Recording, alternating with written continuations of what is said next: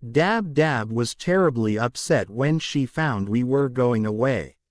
Again without luncheon, and she made us take some cold pork pies in our pockets to eat on the way. When we got to Puddleby Courthouse, it was next door to the prison. We found a great crowd gathered around the building.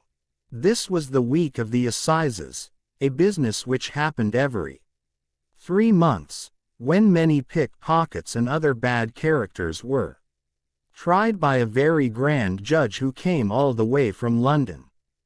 And anybody in Puddleby who had nothing special to do used to come to the courthouse to hear the trials. But today it was different.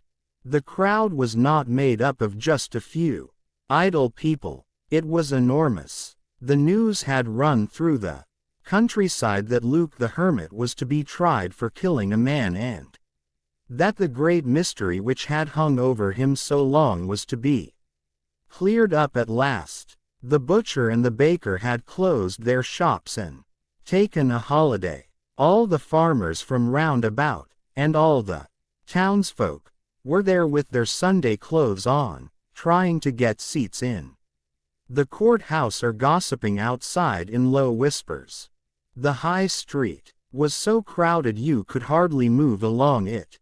I had never seen the quiet old town in such a state of excitement before, for Puddleby had not had such an assizes since 1799, when Ferdinand Phipps, the rector's oldest son, had robbed the bank. If I hadn't had the doctor with me, I am sure I would never have been able to make my way through the mob packed around the courthouse door. But I just followed behind him, hanging on to his coat tails, and at last we got safely into the jail. "I want to see Luke," said the doctor to a very grand person in a blue coat with brass buttons standing at the door. "Ask at the superintendent's office," said the man. "Third door on the left, down the corridor." "Who is that person you spoke to, doctor?" I asked as we went along the passage. "He is a policeman." "And what are policemen?" "Policemen? They are to keep people in order. They've just been invented by Sir Robert Peel. That's why they are also called peelers, sometimes. It is a wonderful age we live in. They're always thinking of something new. This will be the superintendent's office, I suppose." From there another policeman was sent with us to show us the way. Outside the door of Luke's cell we found Bob, the bulldog, who wagged his tail sadly when he saw us. The man who was guiding us took a large bunch of keys from his pocket and opened the door. I had never been inside a real prison cell before, and I felt quite a thrill when the policeman went out and locked the door after him, leaving us shut in the dimly lighted, little, stone room. Before he went, he said that, as soon as we had done talking with our friend, we should knock upon the door and he would come and let us out. At first I could hardly see anything, it was so dim inside. But after a little, I made out a low bed against the wall, under a small barred window. On the bed, staring down at the floor between his feet, sat the hermit, his head resting in his hands. "Well, Luke," said the doctor in a kindly voice, "they don't give you much light in here, do they?" Very slowly the hermit looked up from the floor. "Hulloa, John Dolittle, what brings you here?" "I've come to see you. I would have been here sooner, only I didn't hear about all this till a few minutes ago. I went to your hut to ask you if you would join me on a voyage, and when I found it empty I had no idea where you could be. I am dreadfully sorry to hear about your bad luck. I've come to see if there is anything I can do." Luke shook his head. "No, I don't imagine there is anything can be done. They've caught me at last. That's the end of it, I suppose." He got up stiffly and started walking up and down the little room. "In a way I'm glad it's over," said he. "I never got any peace, always thinking they were after me, afraid to speak to anyone. They were bound to get me in the end. Yes, I'm glad it's over." Then the doctor talked to Luke for more than half an hour, trying to cheer him up, while I sat around wondering what I ought to say and wishing I could do something. At last the doctor said he wanted to see Bob, and we knocked upon the door and were let out by the policeman. "Bob," said the doctor to the big bulldog in the passage, "come out with me into the porch. I want to ask you something." "How is he, doctor?" asked Bob as we walked down the corridor into the courthouse porch. "Oh, Luke's all right. Very miserable of course, but he's all right. Now, tell me, Bob, you saw this business happen, didn't you? You were there when the man was killed, eh?" "I was, doctor," said Bob, "and I tell you." "All right," the doctor interrupted, "that's all I want to know for the present. There isn't time to tell me more now. The trial is just going to begin. There are the judge and the lawyers coming up the steps. Now, listen, Bob. I want you to stay with me when I go into the courtroom. And whatever I tell you to do, do it. Do you understand? Don't make any scenes. Don't bite anybody, no matter what they may say about Luke. Just behave perfectly quietly and answer any question I may ask you, truthfully. Do you understand?" "Very well. But do you think you will be able to get him off, doctor?" asked Bob. "He's a good man, doctor. He really is. There never was a better." We'll see, Bob. It's a new thing I'm going to try. I'm not sure the judge will allow it. But, well, we'll see. It's time to go into the court room now. Don't forget what I told you. Remember. For heaven's sake, don't start biting anyone or you'll get us all put out and spoil everything. Inside the courtroom everything was very solemn and wonderful. It was a high, big room.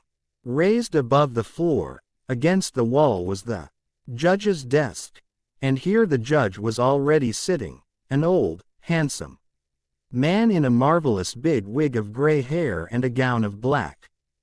Below him was another wide, long desk at which lawyers in white wigs sat. The whole thing reminded me of a mixture between a church and a school. "Those 12 men at the side," whispered the doctor, "those in pews. Like a choir. They are what is called the jury.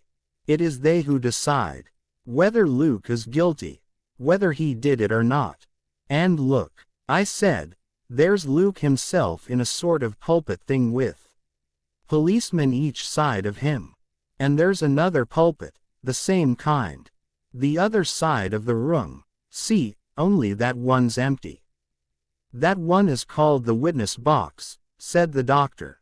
"Now I'm going down to speak to one of those men in white wigs, and I want you to wait here and keep these 2 seats for us. Bob will stay with you. Keep an eye on him. Better hold on to his collar. I shan't be more than a minute or so." With that the doctor disappeared into the crowd which filled the main part of the room. Then I saw the judge take up a funny little wooden hammer and knock on his desk with it. This, it seemed, was to make people keep quiet, for immediately everyone stopped buzzing and talking and began to listen very respectfully. Then another man in a black gown stood up and began reading from a paper in his hand.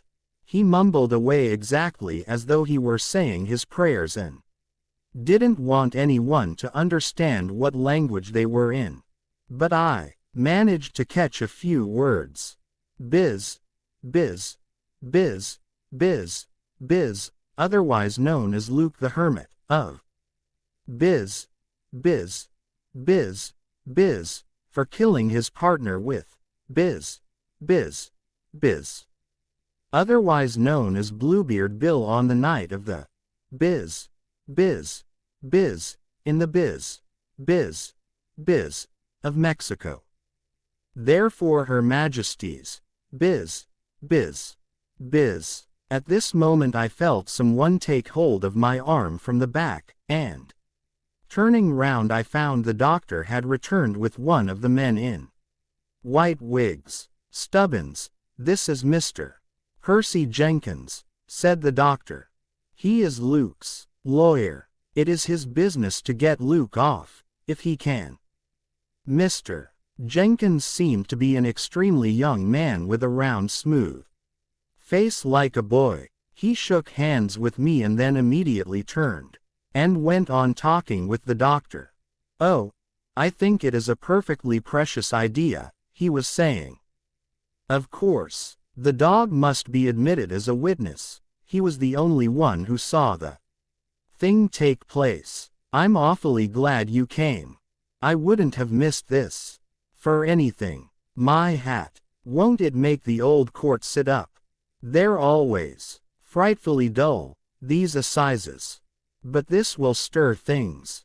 A bulldog witness. For the defense. I do hope there are plenty of reporters present. Yes. There's one making a sketch of the prisoner. I shall become known after this, and won't Conky be pleased? My hat. He put his hand over his mouth to smother a laugh and his eyes fairly sparkled with mischief. Who is Conky? I asked the doctor. Shish. He is speaking of the judge up there, the Honorable Eustace Beauchamp Conkley. Now, said Mr. Jenkins, bringing out a notebook, tell me a little more about yourself, doctor. You took your degree as Doctor of Medicine at Durham, I think you said. And the name of your last book was? I could not hear any more for they talked in whispers, and I fell to looking round the court again. Of course I could not understand everything that was going on, though it was all very interesting. People kept getting up in the place the doctor called the witness box, and the lawyers at the long table asked them questions about the night of the 29th. Then the people would get down again and somebody else would get up and be questioned. One of the lawyers who, the doctor told me afterwards, was called the prosecutor, seemed to be doing his best to get the hermit into trouble by asking questions which made it look as though he had always been a very bad man. He was a nasty lawyer, this prosecutor, with a long nose. Most of the time I could hardly keep my eyes off poor Luke, who sat there between his two policemen, staring at the floor as though he weren't interested. The only time I saw him take any notice at all was when a small dark man with wicked, little, watery eyes got up into the witness box. I heard Bob snarl under my chair as this person came into the courtroom and Luke's eyes just blazed with anger and contempt. This man said his name was Mendoza and that he was the one who had guided the Mexican police to the mine after Bluebeard Bill had been killed. And at every word he said I could hear Bob down below me muttering between his teeth, "It's a lie, it's a lie, I'll chew his face, it's a lie." And both the doctor and I had hard work keeping the dog under the seat. Then I noticed that our Mr. Jenkins had disappeared from the doctor's side, but presently I saw him stand up at the long table to speak to the judge. "Your Honor," said he, "I wish to introduce a new witness for the defense, Dr. John Doolittle, the naturalist. Will you please step into the witness stand, doctor?" There was a buzz of excitement as the doctor made his way across the crowded room, and I noticed the nasty lawyer with the long nose lean down and whisper something to a friend, smiling in an ugly way which made me want to pinch him. Then Mr. Jenkins asked the doctor a whole lot of questions about himself and made him answer in a loud voice so the whole court could hear. He finished up by saying, "And you are prepared to swear, Dr. Dolittle, that you understand the language of dogs and can make them understand you. Is that so?" "Yes," said the doctor, "that is so." "And what, might I ask," put in the judge in a very quiet, dignified voice, "has all this to do with the killing of Bluebeard Bill?" "This, Your Honor," said Mr. Jenkins, talking in a very grand manner as though he were on a stage in a theater, "there is in this courtroom at the present moment a bulldog, who was the only living thing that saw the man killed. With the court's permission I propose to put that dog in the witness stand and have him questioned before you by the eminent scientist, Dr. John Dolittle."